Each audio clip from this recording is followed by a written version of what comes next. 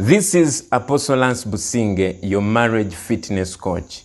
I know we have been brought up to believe that the reason why divorces happen is because bad things have happened.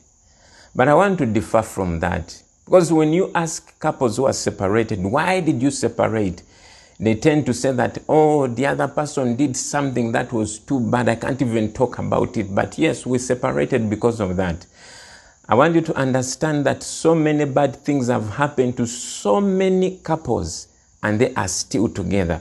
Recently, I was talking to a couple and the woman had cheated on the man, but the man was willing to forgive this woman. So you cannot tell me that the reason why divorces are happening is because something bad happened. No, that's not the reason. When they asked Jesus, then why did Moses permit divorce? The Bible says Jesus answered them and said that because of the hardness of their hearts. I want to assure you that behind every divorce is a hardened heart. So the cause of divorce is not the bad things which have happened. It is because people have hardened their hearts to forgiveness. You see, the Bible says that in the latter days, bad things will happen. And one of those things that will happen is that people will become irreconcilable.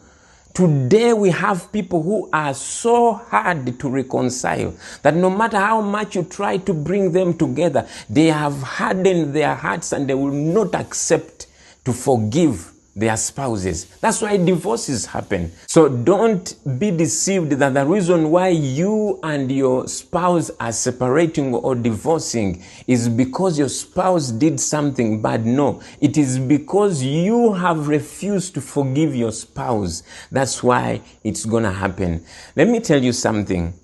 We have parents and we have siblings. And I can assure you some of us have very stubborn parents and siblings. I'm sorry to say that. But the reason why we are still together with them is because we have no choice. They are your siblings. You cannot change families. So you have chosen to accept them the way they are with all their weaknesses. Now, when it comes to marriage, the reason why you cannot accept your spouse the way they are is because you have an option. You know you can break up with them. But when we come to that place where we understand that there is no separation until death do us part, then we will forgive anything. And you need to understand this, that love has the capacity to cover a multitude of wrongs. The Bible says love shall cover a multitude of wrongs. When there is love in a marriage, any wrong can be covered.